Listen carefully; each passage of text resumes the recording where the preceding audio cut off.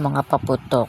Wag kayo bibili ng mga paputok na to. At ang unang kwentong paputok natin ay ang 5 star. Ang sabi ng mama ko dati, wag daw akong bibili ng ganong paputok dahil delikado. Kaya di ako bumili nun. Pero dahil nga tayo ay makulit at ayaw makinig sa magulang, bumili ako ng isa.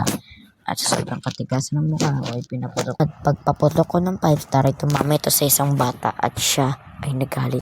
Pangalawa ay boga.